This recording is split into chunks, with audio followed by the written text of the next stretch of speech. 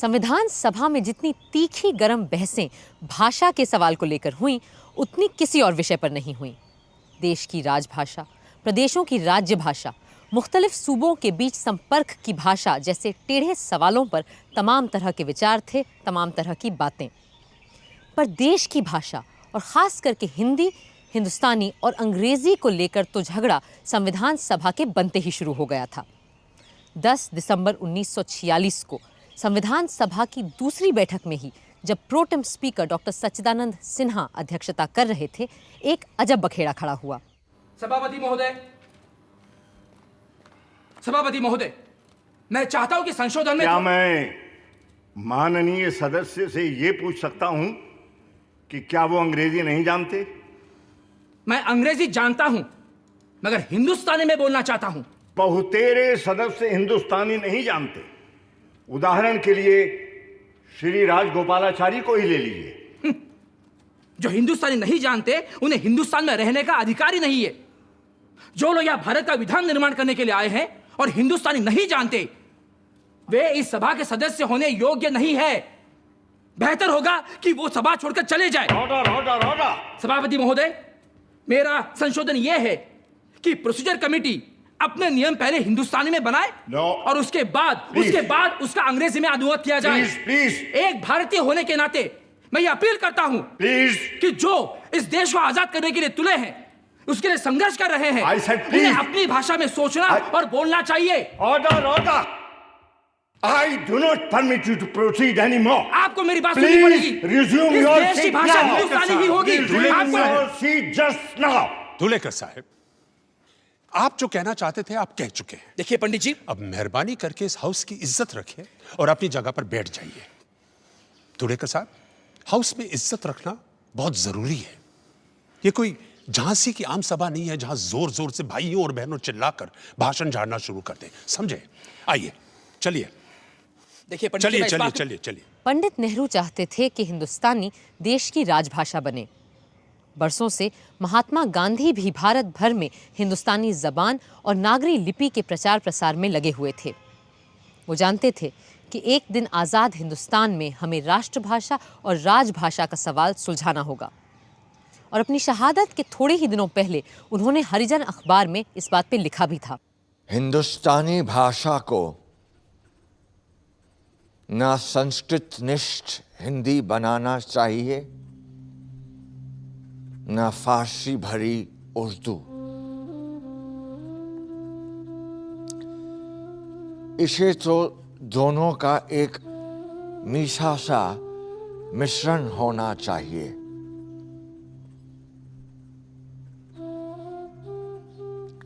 हिंदुस्तानी में दूसरे इलाकों की बोलियों से भी शब्द लेने चाहिए और अगर जरूरत पड़े तो विदेशी भाषाओं से भी।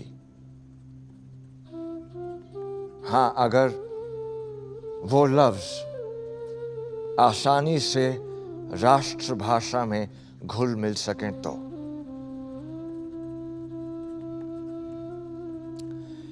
इस तरह हमारी राष्ट्रभाषा को एक ऐसी शक्तिशाली जबान बनाना होगा जो सारे इंसानी विचारों को और जज्बों को बयान कर सके।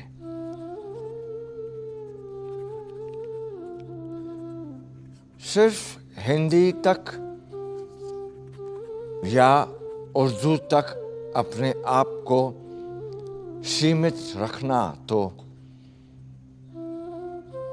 देश की अक्ल और आत्मा के साथ अपराध होगा।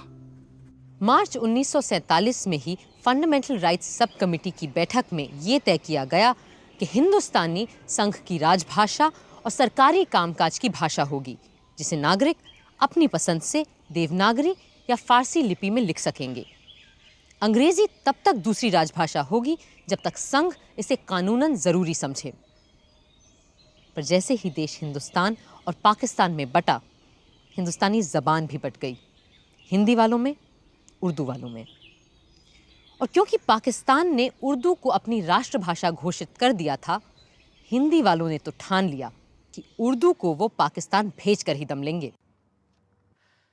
सभापति महोदय, अब जबकि हिंदुस्तान के 2 टुकड़े हो ही चुके हैं, तो हम इस बात को देखना चाहते हैं कि जो कॉन्स्टिट्यूएंट असेंबली बनी थी और उसका जो दृष्टिकोण था, क्या वो वैसा का वैसा आज भी रहना चाहिए या उसमें कुछ तब्दीली होनी चाहिए। उस वक्त मैंने कहा था कि हमारी असेंबली की भाषा हिंदुस्तानी होनी चाहिए। मैं आपके सामने अब ये बात पेश करूंगा कि आप कृपा करके इस पर विचार करें कि अब हमारी भाषा और उसके साथ क्या स्क्रिप्ट या लिपि होनी चाहिए। मिस्टर धूलेकर, मैं समझता हूं जो सवाल हमारे सामने पेश हैं, आप उससे बहुत दूर चले गए हैं। इस वक्त जो चीजें हमारे सामने पेश हैं, उसके संबंध में क्या कहना चाहते हैं आप? उस वक्त तो डॉक्टर राजेंद्र प्रसाद ने श्री आर.वी. धुलेकर को चुप कराकर बैठा दिया, पर 2 दिन बाद हुई कांग्रेस सदस्यों की एक मीटिंग में ये प्रस्ताव रखा गया कि अब से हिंदुस्तानी नहीं, हिंदी राजभाषा होगी। कुछ लोगों ने इसका विरोध भी किया, पर बात जब वोट पर आई तो 32 के मुकाबले 63 वोटों से हिंदुस्तानी हार गई और हिंदी जीत गई। 27 मार्च 1948 को जब ड्राफ्टिंग कमेटी फिर मिली तो आबो हवा बहुत बदल चुकी थी। It seems Mr. K. Munshi has sent us a resolution passed in a meeting of the Congress members regarding the question of a link language. ये बताइए और क्या लिखा है इस रेजोल्यूशन में? Well, it says that the word Hindustani should be replaced by the word Hindi in all our drafts. पर हम ऐसा करने पे बाध्य नहीं है। हमारे सामने और भी कई अनुमोदन संशोधन पड़े हैं, जैसे कि डॉक्टर सच्चिदानंद सिन्हा जी के अमेंडमेंट।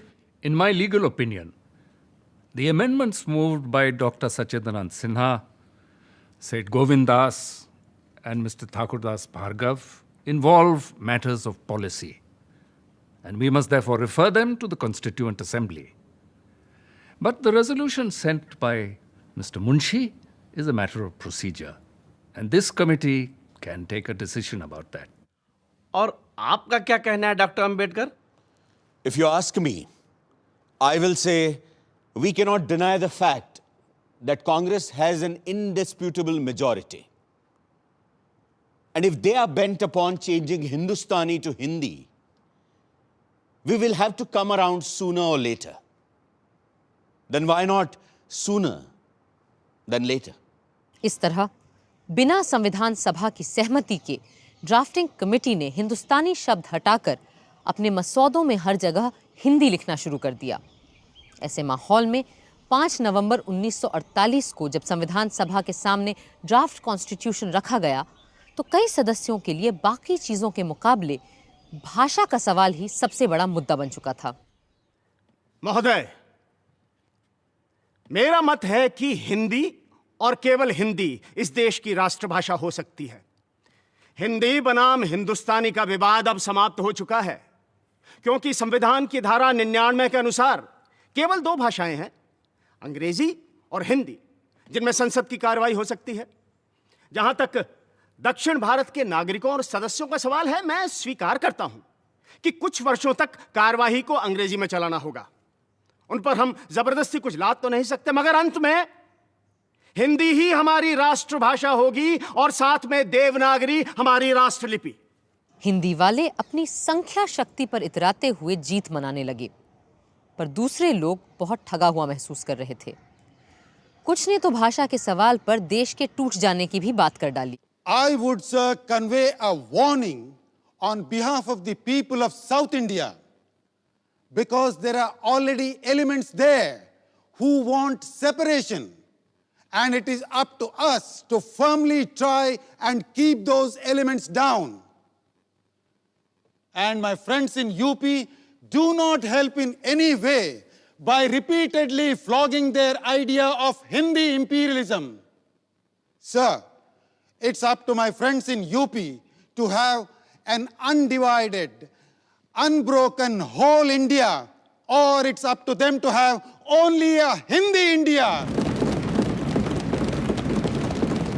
दक्षिण ही नहीं, बंगाल के लोग भी उसी तरह आहत थे।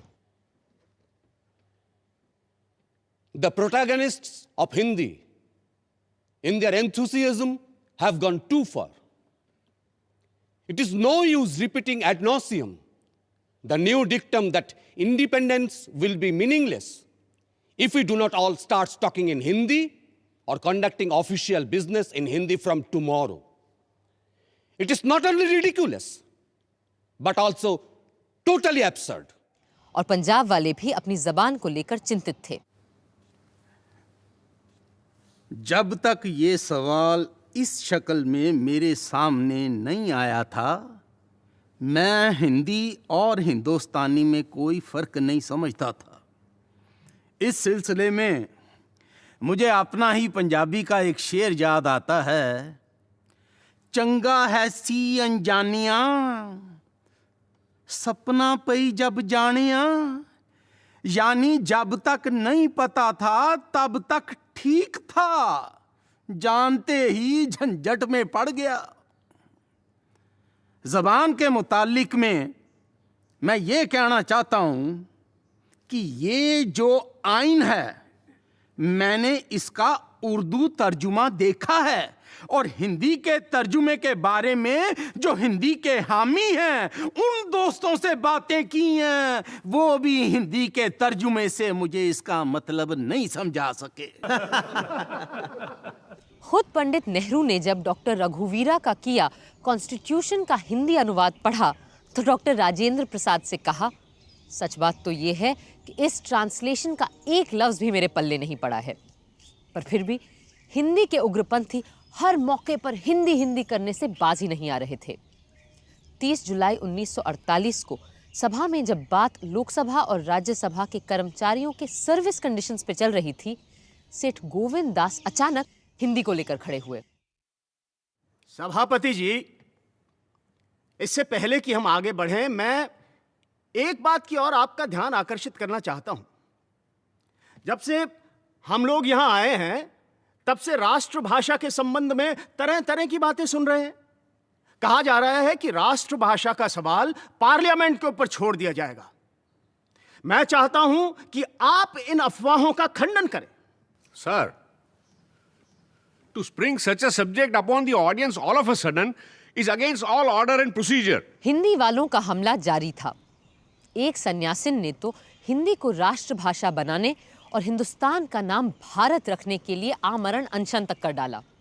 जब पंडित नेहरू ने जाकर समझाया, तब उसने अपनी भूख हड़ताल तोड़ी, पर साथ ही ये बयान भी दे दिया कि प्रधानमंत्री जी ने मेरी सारी मांगें मान ली हैं। ऐसे हालात में एक विशेष कमेटी बनाई गई और श्री के.एम. मुंशी और श्री गोपाल स्वामी अयंगार को कोई ऐसा फॉर्मूला इजाद करने का काम दिया गया जिससे भाषा के सवाल पर सब संतुष्ट हो सकें। इस बात से भी कई लोग चिढ़ गए थे कि इस कमेटी में हिंदी वाले क्यों नहीं हैं।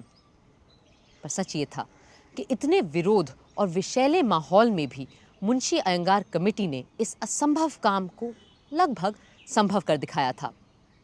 मुंशी अयंगार के सुझाव 12 सितंबर को सदन में पेश किए गए।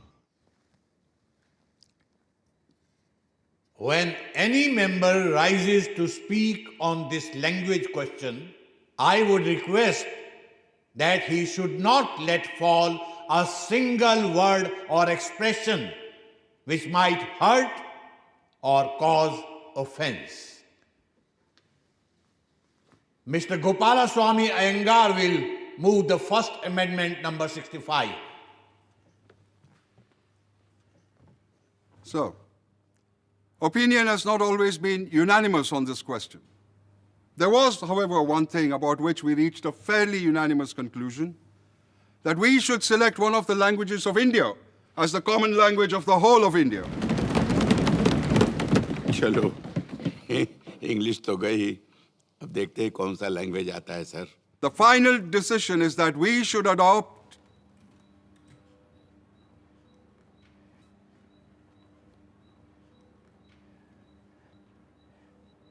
Hindi as the language for all official purposes of the Union under the Constitution. The subsidiary decisions were that we had to keep English going for a period of 15 years until Hindi could establish for itself a position in which English stands today. No! So, I move that the official language of the Union shall be Hindi in the Devanagari script, and the form of numbers shall be the international form of Indian numerals. So, the whole world, with one or two exceptions, have adopted the international form of the Indian numerals. It is but right that we should keep in step with the whole world, or it should really be the other way. The whole world is already in step with us, who really gave these numerals to the world. Here. Now, sir, a few words regarding the language of the courts. Lawmaking and law interpretation require an amount of precision, and a number of expressions and words have acquired a certain definite meaning.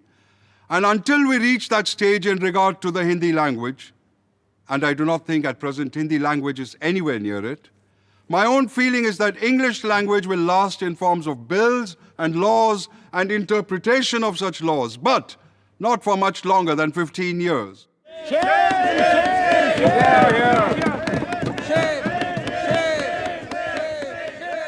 Hindi के अतिरेकी इस फैसले से नाखुश थे, पर अपनी majority से बड़े आश्वस्त भी थे। वो भूल गए थे कि लोकतंत्र में संख्या शक्ति का इस्तेमाल सोच समझकर और अल्पसंख्यकों की भावनाओं का आदर करके ही किया जाना चाहिए। भाषा का विषय 95% हल हो गया है महोदय, और जो 5% बाकी है उसमें कुछ सैद्धांतिक बातें हैं। उन सिद्धांत की बातों को यदि हमारे दक्षिण भारत के माननीय सदस्य और दूसरे प्रांतों के सदस्य स्वीकार नहीं करते, तो उन्हें हमें भी वैसी ही स्वतंत्रता देनी चाहिए कि हम भी अपने सिद्धांतों पर अडिग रहें, और बिना किसी प्रकार की कटुता आए हम ऐसी बातों को बहुमत से निपटा लें। हम हिंदी का पक्ष लेने वालों पर यह आक्षेप लगता आया है कि हम इस विषय को सांप्रदायिकता की दृष्टि से देखते हैं। हम उर्दू से प्रेम रखते हैं, मगर उर्दू भाषा ईरान और अरब की तरफ देखती रही है। उर्दू भाषा केवल मुसलमानों की अकेली भाषा है, यह मैं नहीं कहता, मगर मैं यह अवश्य कहूंगा कि हिंदी के समर्थक सांप्रदायिक नहीं हैं। जो उर्दू का समर्थन करते हैं वे सांप्रदायिक हैं। यह बात सत्य है कि सेकुलर स्टेट को हमने मान लिया है, मगर हमने इसका यह अर्थ तो कभी नहीं समझा कि सेकुलर स्टेट मानना अनेक संस्कृतियां मानना है। इस देश में हजारों वर्षों से एक ही संस्कृति चली आई है और यह परंपरा अभी तक कायम है। इस परंपरा को रखने के लिए और इस बात का खंडन करने के लिए कि हमारी दो संस्कृतियां हैं, हम इस देश में एक भाषा, एक लिपि रखना चाहते हैं। और यूं भाषा का सीधा सादा सवाल एक मजहबी सवाल भी बना दिया गया। You cannot make a language suitable for a modern world simply by a legislative vote. The suitability of the language requires great thinkers, great writers, philosophers, literateurs, dramatists, scientists, and many others.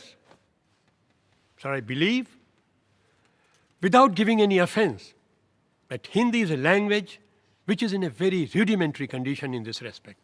And I submit that besides Hindi, there are other claimants. Naziruddin Ahmad साहब, हम संस्कृत पर और संस्कृत में आपके विचार सुनना चाहते हैं। Thank you very much for anticipating me.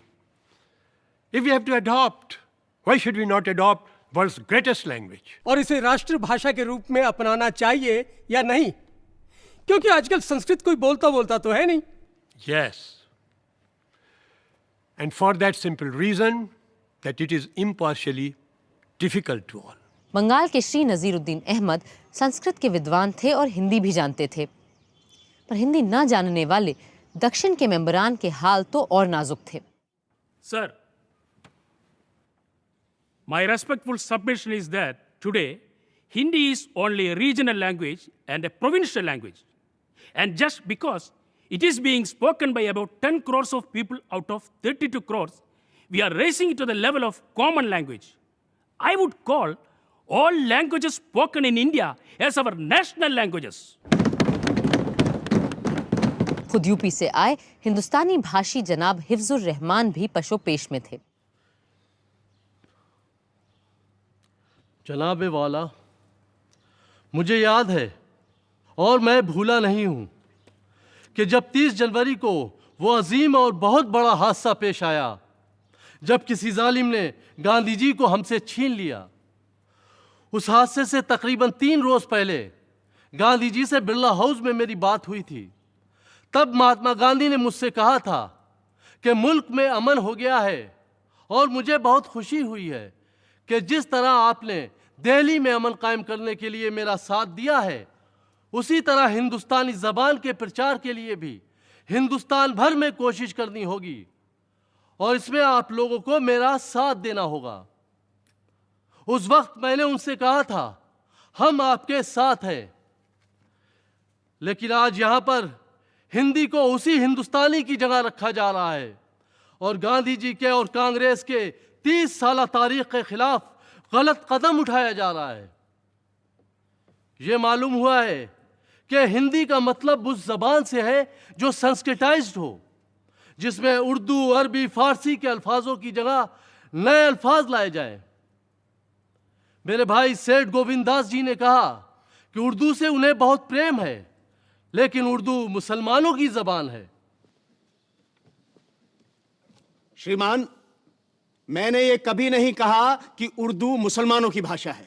एक खास फिरके की जबान मानकर ही आपने एतराज किया था। इससे तो बाहर की चीजें ही जाहिर होती हैं। मैं गुजारिश करूंगा कि उर्दू को मुसलमान ना ईरान से लेकर आए, ना स्पेन से और ना अरब से, बल्कि उर्दू हिंदू मुस्लिम की बोलचाल बाजारों, मकानों और गली कूचों से वजूद में आई। क्या आप नहीं जानते कि हाल ही के मजहबी शायर मोहसिन काकोरी ने पैगम्बर इस्लाम सल्लल्लाहु अलैहि वसल्लम की तारीफ की है। वो कहते हैं, सिमत काशी से चला है जानिबे मथुरा बादल, बर्क़ के कांधे पे लाई है सबा गंगा जल, खबर उड़ती हुई आई है जहां में ये अभी के चले आते हैं तीरथ को हवा पर बादल।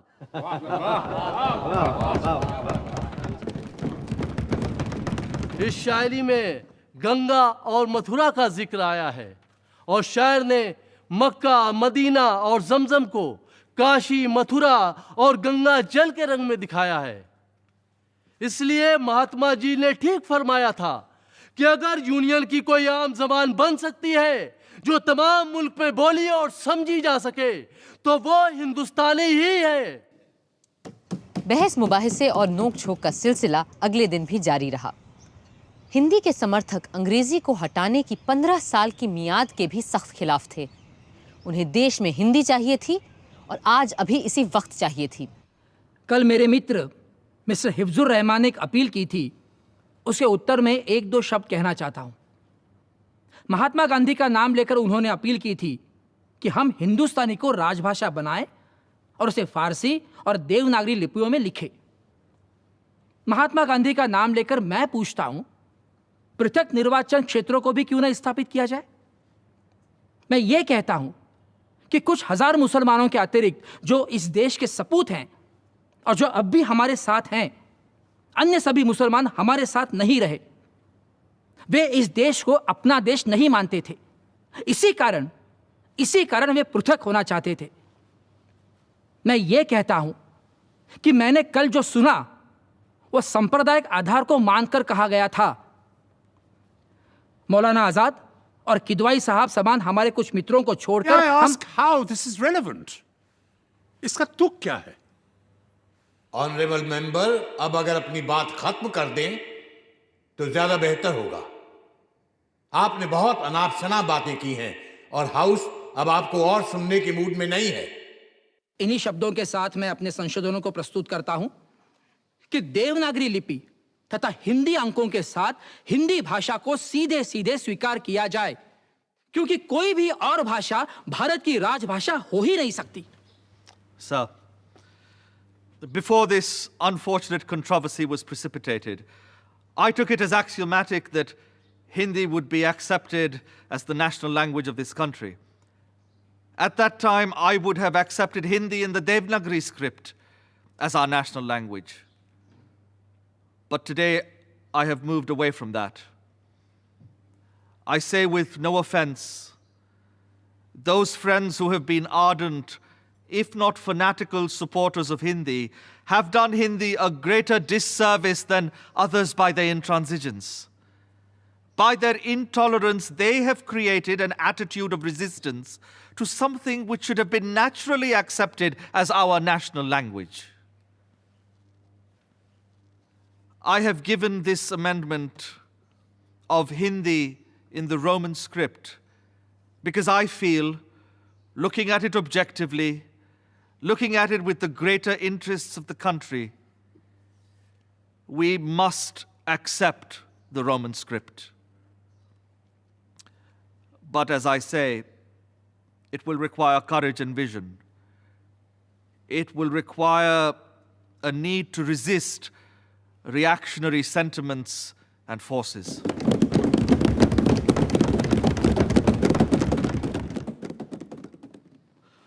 मैं सेठ गोविंद दास जी की तवज्जो उन्हीं की तकरीर की तरफ दिलाना चाहता हूं।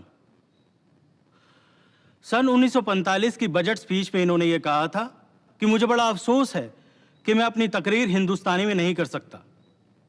सन 1945 में इनकी जबान हिंदुस्तानी थी, जो आज देवनागरी रस्मुल खत में हिंदी हो गई। इसका कोई जवाब है इनके पास?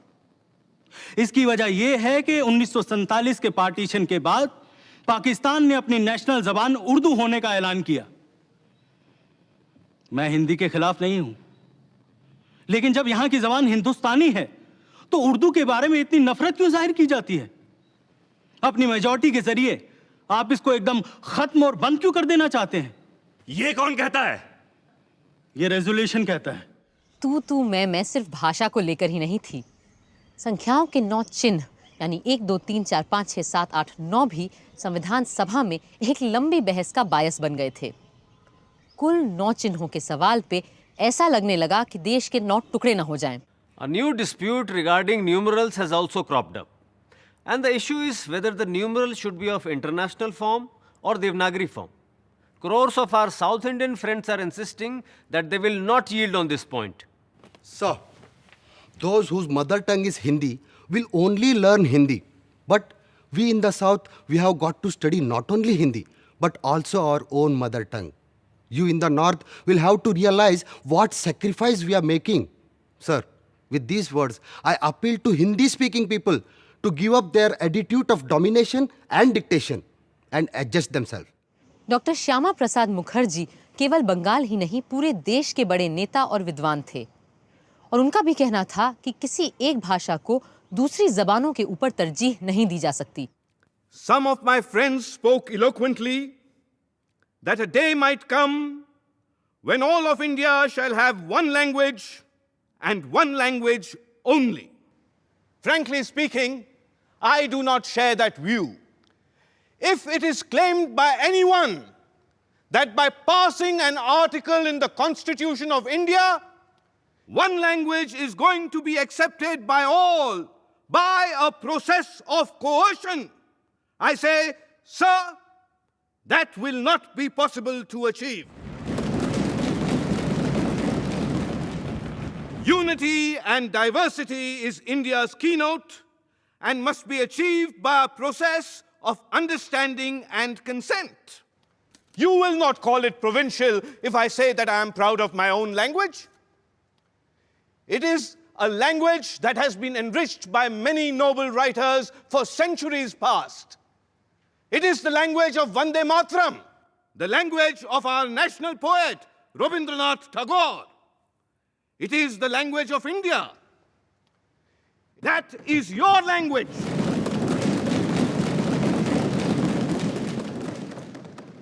I am sure that the languages of my friends from the South and the West, of which they are so proud, also have great records which must be safeguarded and protected in ample measure. Much has been made about the numerals. We are having a minor war over numerals. The continuance of the international numerals, which have come back to the country of their birth in somewhat modified form, is vitally necessary for our own interest. You have got your statistics, scientific work, commercial undertakings, bank accounts, audits.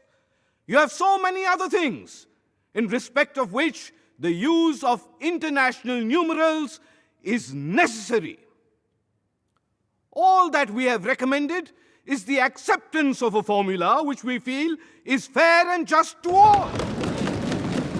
गैर हिंदी भाषी लोग सिर्फ इतनी मांग कर रहे थे कि संख्याओं को अंतर्राष्ट्रीय ढंग से लिखने की छूट दे दी जाए, पर कुछ लोग इतनी छूट देने के लिए भी तैयार नहीं थे।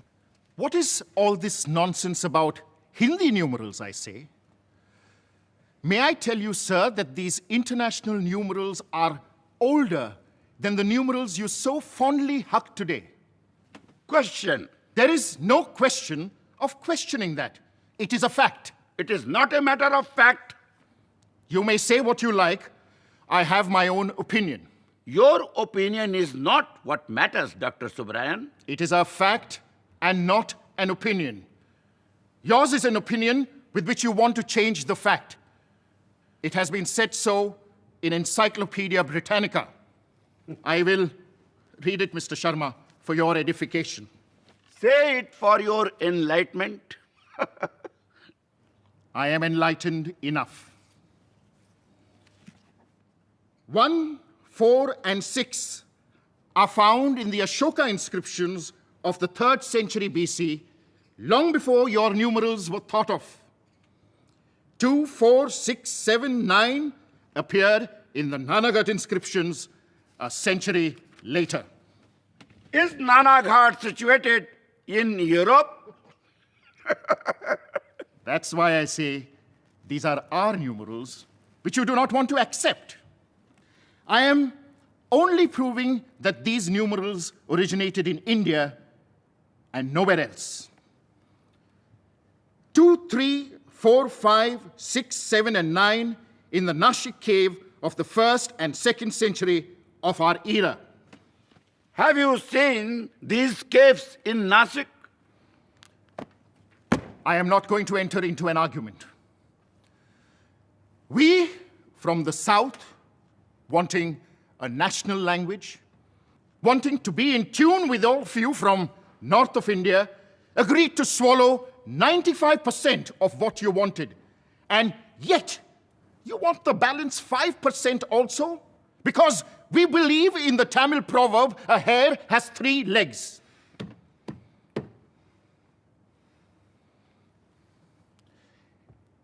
If I tell you what happened to me, you will understand my anxiety. For 3 whole months, for every morning when I got out of my house, I heard nothing but the cries of, "Let Hindi die and let Tamil live. Let Subbarayan die and let Rajagopalachari die. Let Subbarayan die and let Rajagopalachari die." भाषा के टेढ़े सवाल पर पंडित जवाहरलाल नेहरू की चिंता थी कि हम भारत की एकता को आगे रखते हुए कैसे अपनी अनेकता को भी कायम रखें। असली चुनौती यही है। Language is a most intimate thing. It is perhaps the most important thing which society has evolved, out of which other things have taken growth. It is a unifying factor, and it is also a factor promoting disunity. It is an integrating factor, and it is a disintegrating factor, as between 2 languages, as indeed between 2 countries. A very wise man, the father of our nation, Mahatma Gandhi, taught us that while English is a great language, we cannot go far or take our people by the million in a foreign language. We have to think in doing our national work in our own various languages, and more particularly in the language you may choose for all India use. This language should represent the composite culture of India. Therefore, he used the word Hindustani. Is your approach going to be democratic, or is it going to be authoritarian? Because in some of the speeches that I have listened to here, there is very much a tone of authoritarianism, very much a tone of the Hindi-speaking areas being the center of things in India, the center of gravity, and others being just the fringes of India. This is not only an incorrect approach, but it is a dangerous approach. Sir, Hindi के विरोध में आजकल दक्षिण भारत में एक जबरदस्त अभियान जारी है। महात्मा गांधी के कहने पे हम सब ने पूरे जोश में दक्षिण भारत में हिंदी का प्रचार किया, परंतु इस सब का नतीजा क्या निकला? सर, हिंदी के हक में जो प्रोपेगेंडा ऊंची आवाज में हो रहा है, वो इतना अति और भ्रष्ट हो चुका है कि उसके कारण मुझ जैसे लोग जो हिंदी जानते भी है और हिंदी के पक्ष में भी है, अब हिंदी के विरोध में जा रहे हैं। सर, इनका कहना है कि जब तक इस देश में एक भाषा नहीं लागू की जाएगी, तब तक न यहाँ एकता होगी न एक संस्कृति। मैं आपको यहाँ आगाह कर देना चाहता हूँ कि ये एक भाषा एक संस्कृति का नारा बड़ा ही खतरनाक नारा है। राष्ट्रीय स्वयंसेवक संघ के सरसंघ चालक भी एक देश एक संस्कृति की दुहाई देते हैं, मगर महोदय, आज इस बात का अर्थ सिर्फ इतना है कि बहुत से लोगों पर केवल कुछ लोगों की मर्जी का वर्चस्व चलेगा। मुझे लगता है कि मेरे मित्र ख्याली दुश्मनों के वार के खिलाफ तलवार भांज रहे हैं। Sir, the directive says to promote Hindi as a medium of expression for all the elements of composite culture of India, not the present high-flown Sanskritized Hindi, which is understood by Pandits only. As far as international numerals are concerned, let no member feel that he is giving something and we are accepting something. We are not beggars in this house. ये किसने कहा? मेरी honourable member से दरख्वास्त है कि वो अपने गुस्से पर काबू रखें।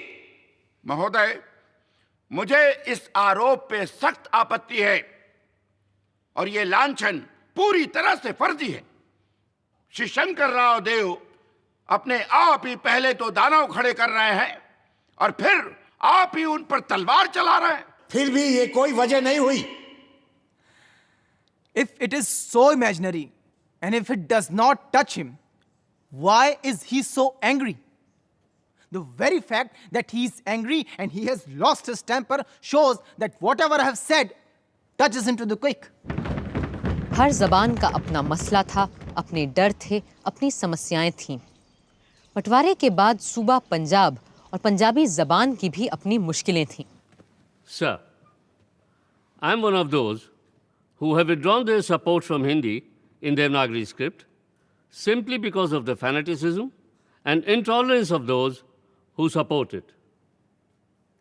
If it is left to the states, I am talking of the Punjab particularly, to choose any language, the danger is that the majority of a section of our people who deny that Punjabi is their mother tongue might adopt Hindi, which is not their main language, as the official language of the state. My fear is that Punjabi would not have its own status if it is left to the state legislature. When the Sikh community wanted that the Punjabi language might be considered as the official language of Punjab, the result was that the Hindus said it was no language at all. It was only a dialect of the Hindi language. That surprised me most, because in 1932, the Punjab University had appointed a commission, and that had made a clear report that it was one of the richest languages of this country. Thank you.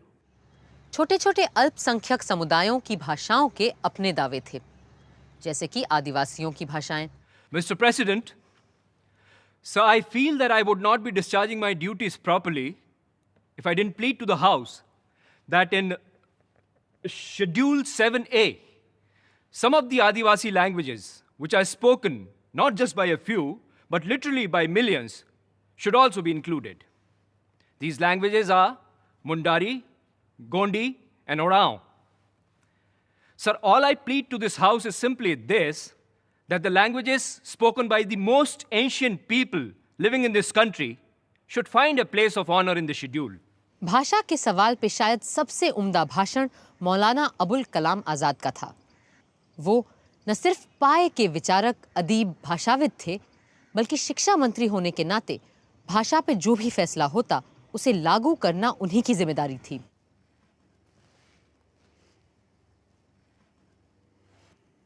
अगर हम सब ये चाहते हैं कि अंग्रेजी की जगह हमारी वतन की जबान तमाम मुल्क, तमाम कौम की जबान हो, तो इसके सिवा हमारे सामने कोई चारा नहीं कि एक मुद्दत तक हम सब्र और इंतजार करें और अंग्रेजी को कायम रखते हुए वतनी जबान की तालीम बढ़ाने की कोशिश करें। अब एक मुल्क या कौम की जिंदगी में 15 बरस की मुद्दत कौन सी बड़ी मुद्दत हुई, ये तो 15 दिन से भी ज्यादा नहीं।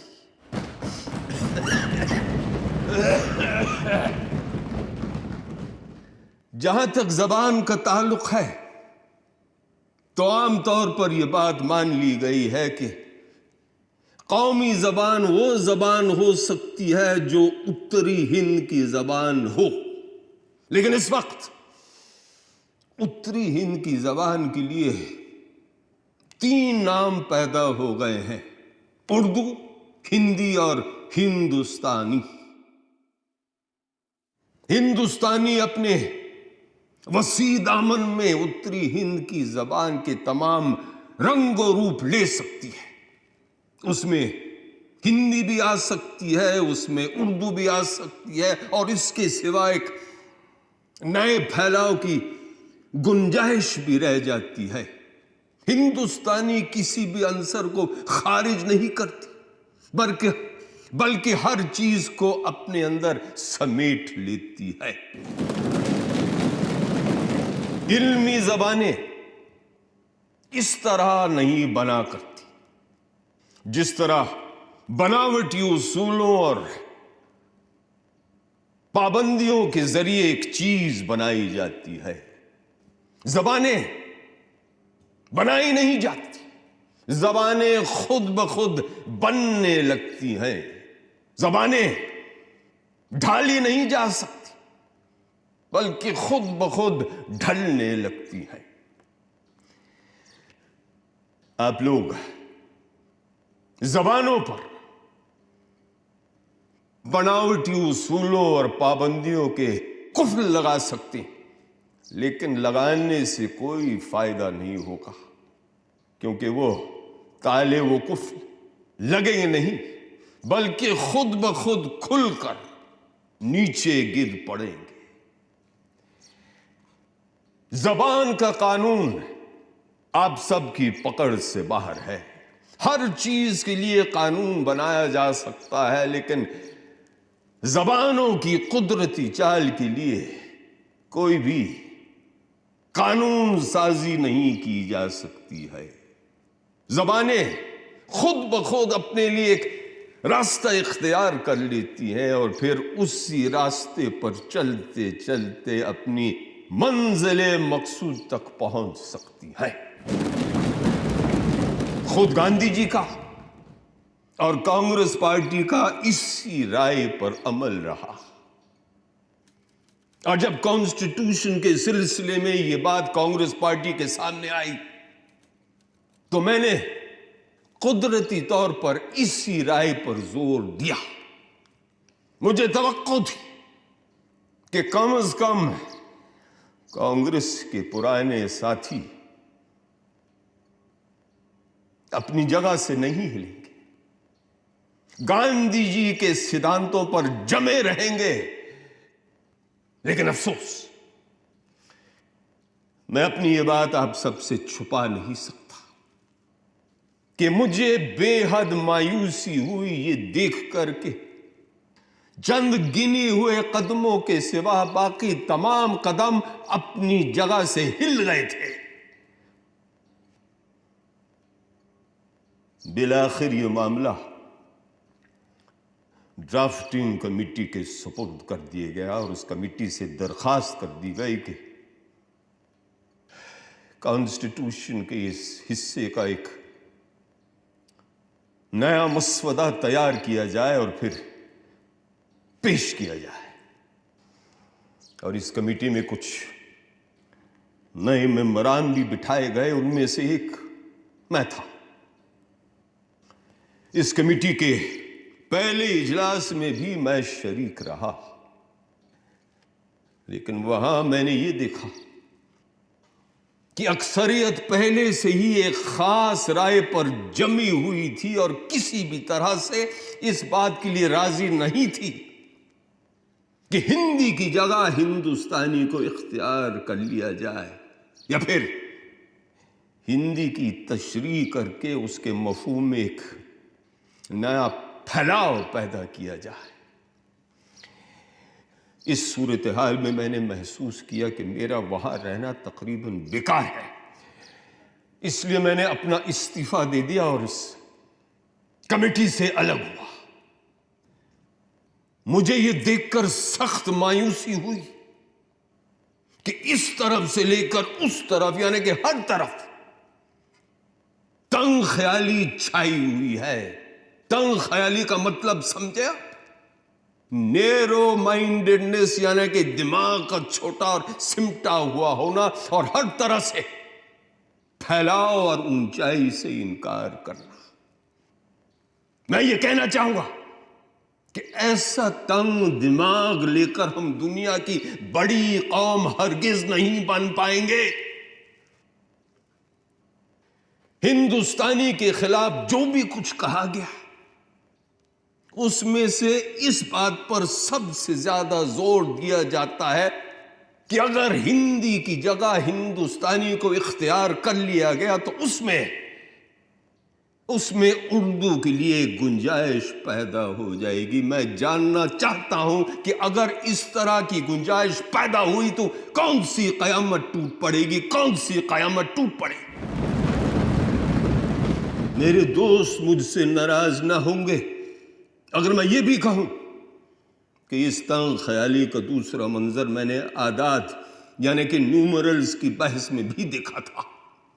दरअसल जबान का यह मसला जिस तरह से हल होना चाहिए था उस तरह से हल नहीं हुआ। मैंने कोशिश की, मेरे चंद दोस्तों ने कोशिश की, लेकिन फिर हमने ये महसूस किया कि मौजूदा आब हवा में इससे ज्यादा लचक पैदा नहीं हो सकती है जिस कदर मिस्टर यंगार की तरमीम में पैदा हो गई है। लाए उस बुत को इल्तिजा करके कुफ्र टूटा खुदा खुदा करके। मौलाना आजाद के ओजस्वी भाषण के बाद शायद किसी को कुछ कहने की जरूरत नहीं थी, मगर हिंदी का सरकारी शब्दकोश बनाने और संविधान का हिंदी अनुवाद करने वाले डॉक्टर रघुवीरा कैसे चुप रह जाते। अध्यक्ष महोदय, आदरणीय मौलाना साहब हमारे सामने नामकरण का बड़ा महत्वपूर्ण प्रश्न लेकर आए हैं, यानी हिंदी या हिंदुस्तानी। और अब तो हिंदी और उर्दू को लेकर भी बड़ा मतांतर स्पष्ट रूप से दिखाई दे रहा है। असल में शुरुआत में हिंदी और उर्दू के बीच कोई विशेष अंतर था ही नहीं, किंतु 19वीं शताब्दी में उर्दू अदीबों ने कसम उठाकर यह नियम बना लिया कि वो एक भी शब्द ऐसा प्रयोग नहीं करेंगे जो भारतीय मूल से आया हो। और इसकी प्रतिक्रिया के रूप में 19वीं शताब्दी में ही हिंदी लेखन भी पनपने लगा, जो भारतीय परंपराओं से जन्मा साहित्य था।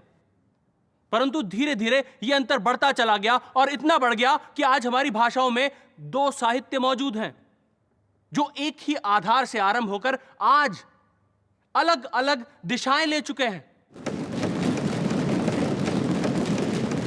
पर आज समस्या केवल हिंदी और उर्दू के बीच बढ़ती खाई को पाटने की नहीं है, बल्कि आज तो हमें एक ऐसी भाषा को खोजना है जो उत्तर से लेकर दक्षिण तक की सारी भाषाओं की सेवा कर सके। और यह काम केवल और केवल हिंदी। अपनी बात को खत्म करने में अभी और कितना वक्त लगेगा आपको? सर, लगभग आधे घंटे का समय। नहीं, मैं इसकी इजाजत नहीं दे सकता। The House shall meet at 5 o'clock. सभा शाम तक के लिए स्थगित कर दी गई और उधर कांग्रेस के सदस्यों की एक जोरदार मीटिंग हुई, जहां बहुत गिले शिकवे, शिकायतों, गर्मा गर्मी और झड़पों के बाद हिंदी को लेकर गरम दल और नरम दल के बीच समझौता हो ही गया। हिंदी वालों ने अंतर्राष्ट्रीय संख्याओं या इंटरनेशनल न्यूमरल्स को हटाने की अपनी जिद छोड़ दी और ये भी मान लिया कि 15 सालों तक अंग्रेजी को समान स्थान मिले। और जब शाम को संविधान सभा दोबारा बैठी तो हमारी राजभाषा को लेकर प्रस्ताव पास हो गया। संविधान सभा ने शायद सबसे मुश्किल सवाल का हल ढूंढ ही लिया था। I think we have adopted a chapter for our constitution which will have very far-reaching consequences in building up the country as a whole. We wanted our friends from the South to accept Hindi, and they accepted it. And we wanted them to accept the Devanagari script, and they have accepted it. They want us to accept a different form of numerals. And why should there be any difficulty in accepting it? We have done the wisest thing possible. And I'm glad, I'm happy, and I hope posterity will bless us for this.